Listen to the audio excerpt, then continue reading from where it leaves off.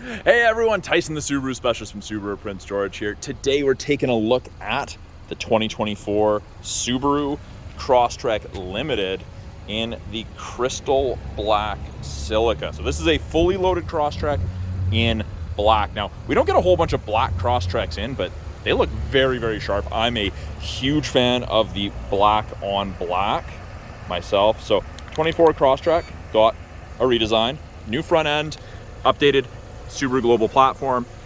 Front end, very aggressive in comparison to the previous gen. Larger front grille. You've got these gray metallic wings off either side, and those lead into those new, smaller, more angular LED steering responsive headlights with high beam assist. And that's standard on all of the Crosstreks, which is very cool. You also get this C-channel cut on both sides, very similar to that on the Legacy Outback and Ascent. And your LED fog light surround is gray metallic as well. So gray is kind of the highlight color on the Limited Crosstrek on the exterior. Yeah, black looks very, very sharp. Best looking color, first 30 seconds. We get 18-inch wheels. Tires, same wheels as the Onyx trim level, just with the machined alloy face. Get a very aggressive fender flare, wheel arch, whatever you want to call it. You've got functional vents in there. The mirror caps on the Limited are all the gray metallic as well, and you have your integrated turn signals there. Side profile, definitely a little bit sportier than the previous gen. Still very, very similar overall shape, but it is a little bit more aggressive, more angular. On the roof, these rails are new rails. They are gray painted metallic on the Limited. You can get crossbars for them as of now, if you're gonna mount anything on the roof. Being limited, full load, tilt and slide sunroof. The rear fender flare goes onto the door, and then of course our fuel door is on the passenger side, and it's tied to the driver door. If the driver door is unlocked, that's unlocked. If the driver door is locked, there's a little pin that pokes out there and goes into that hole and keeps it locked. So there's no release lever inside. New rear tail lights. Looks really, really sharp on the darker colors. I really like it. I think it's a great, this is probably my favorite angle, the rear 3/4 shot. Rear bumper, functional vents, very much like a WRX, reflectors. You do have that kind of diffuser along the rear bottom there. And then we do also have little black circles. Those are your backup sensors, and they'll actually apply the brakes if it thinks you're gonna hit something in reverse between speeds of 1 and 15 kilometers an hour. Very handy for parking lots. There's a good look at the rear end. It's an attractive looking rear end on a crossover slash SUV, whatever you wanna call it. So to open this, right between these two stars, little rubber switch. Right there, and you just press and it unlocks. Backup camera's right there. It does have its own washer. I'll show you guys that on the inside.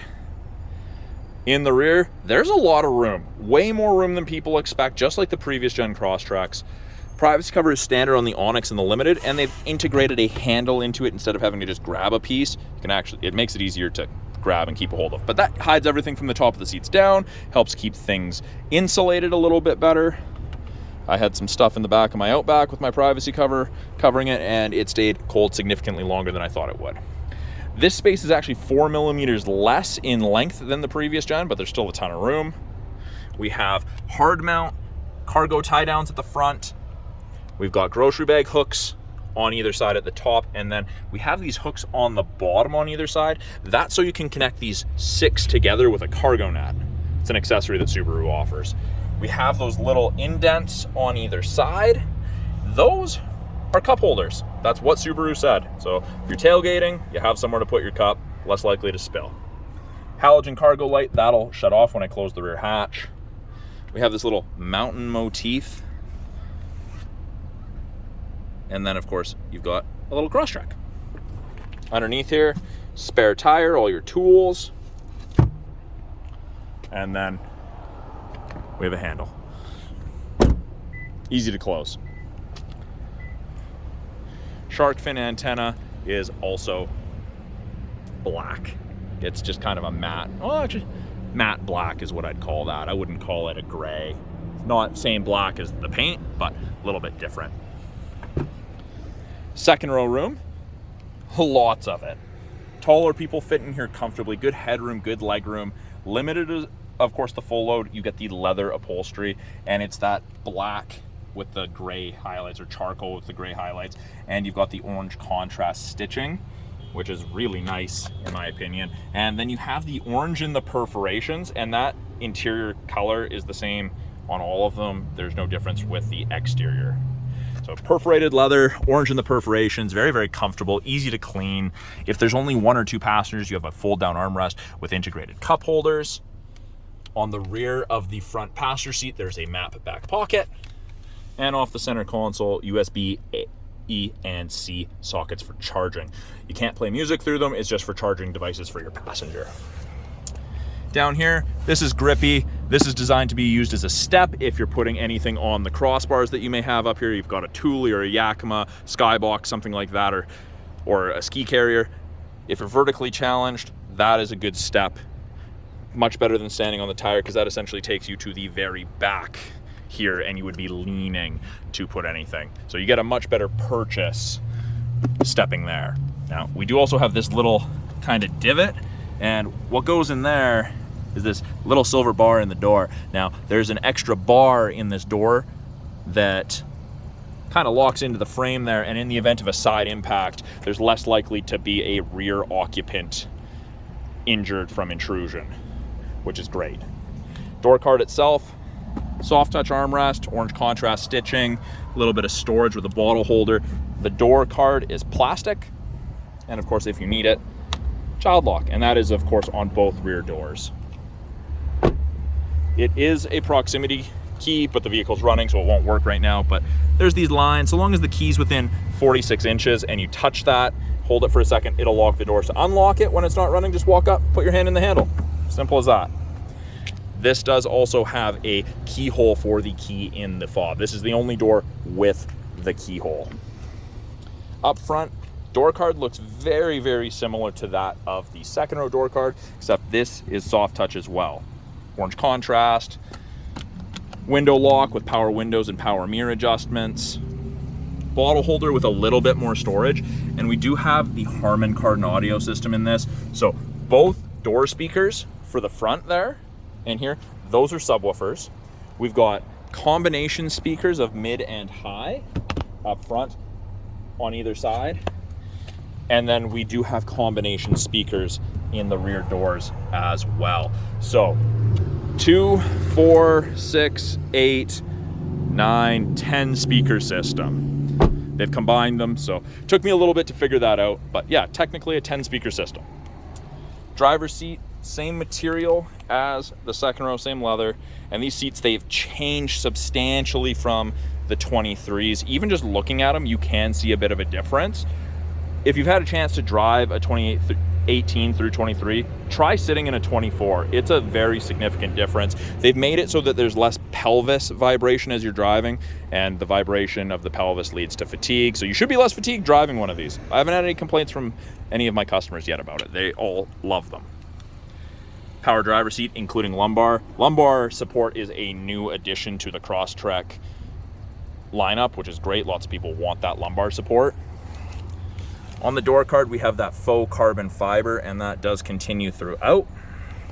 They've gotten rid of the buttons down here, and they have blank switches.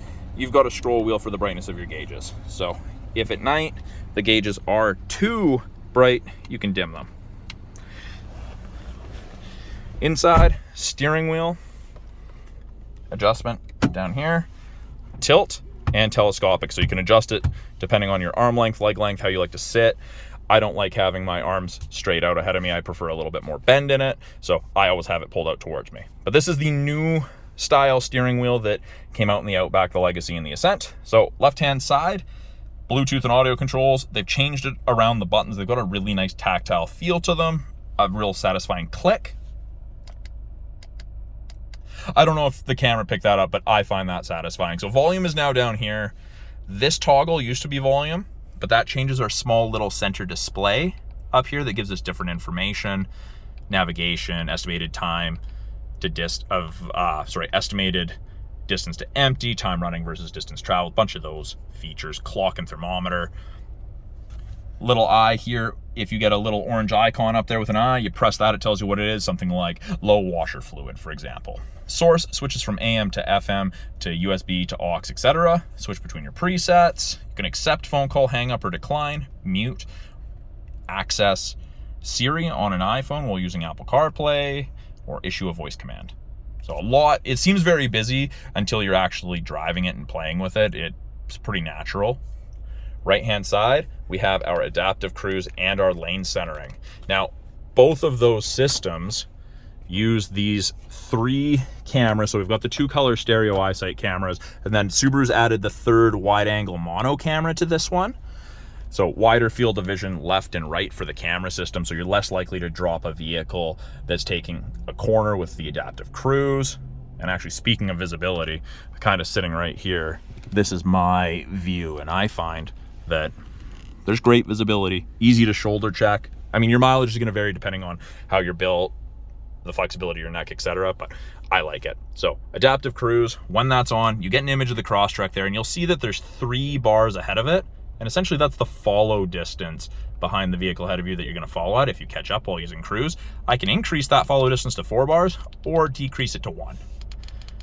Now, you can also turn off the adaptive cruise, and to do that, if you don't like the adaptive for some reason, press and hold, disappears, and you just get the regular cruise control icon. The other situation in which this would be using regular cruise or turning on regular cruise would be beneficial is if you catch a giant rock in front of the cameras and the EyeSight says, hey, I'm not going to work because I can't see through the giant crack in the glass or the hole in the glass. So that is a time where it would be beneficial. I just turn it back on, do the same thing. There you go. We're back to adaptive cruise. You've got the distance bars. Lane centering here, you can see it right there, grayed lines. Above 60K an hour, if the cameras can see the road lines, whichever side it can see, whether that's one or both or none, it'll illuminate either side, and then it actually gives you gentle steering input to keep you centered in your lane.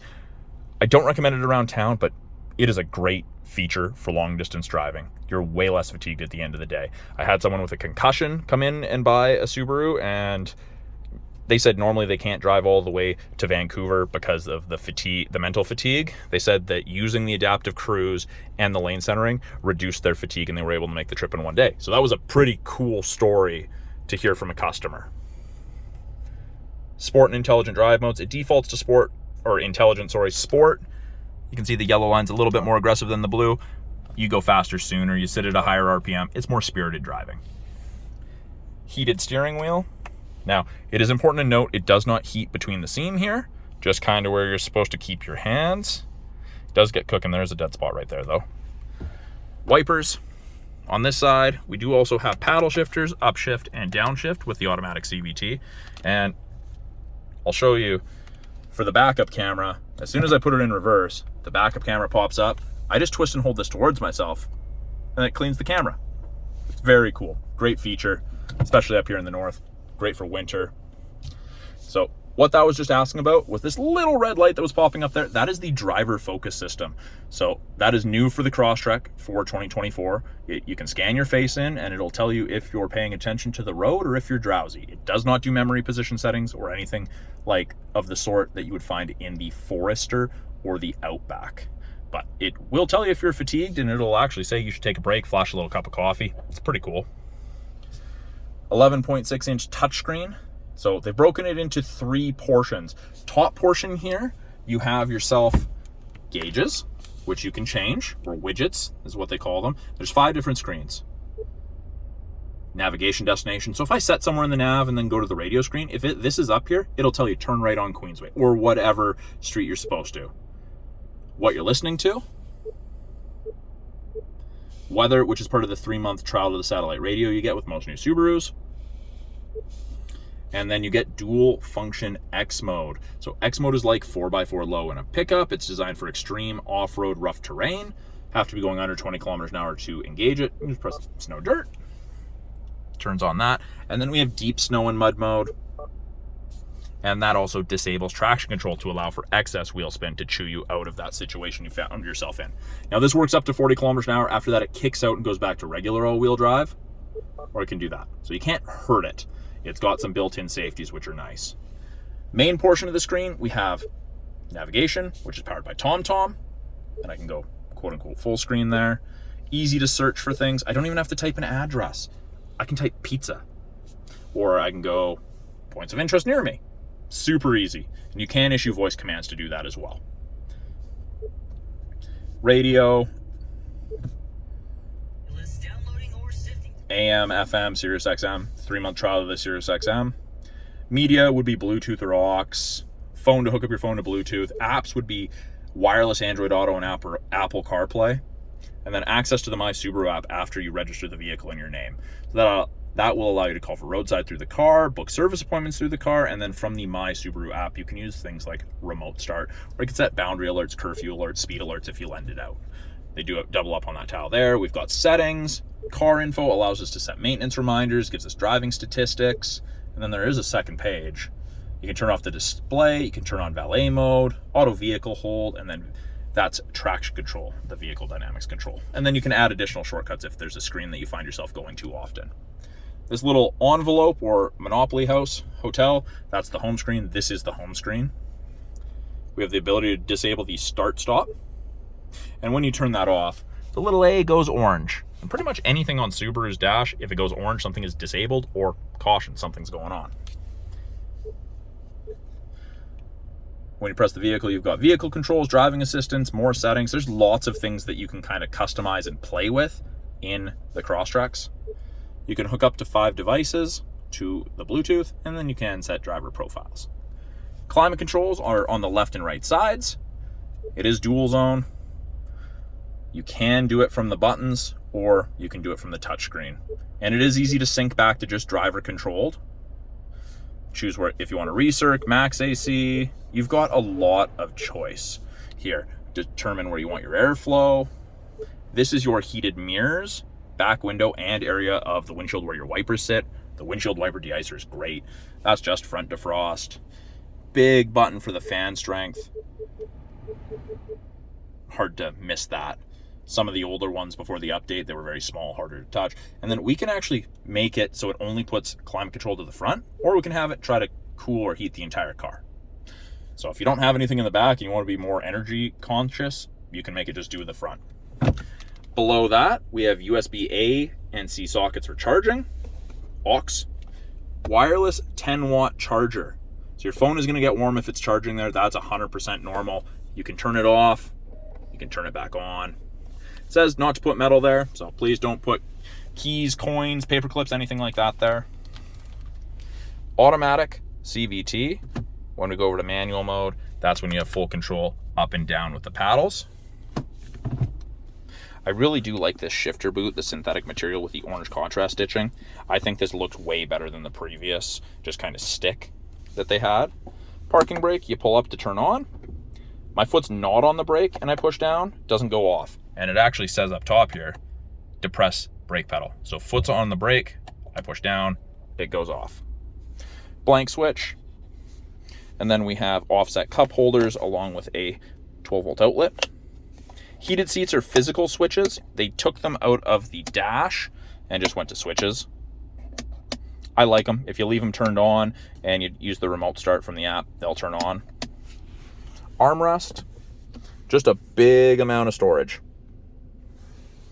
Nothing in there, no charging points, and it is a new arrival. It's a new vehicle to our lot.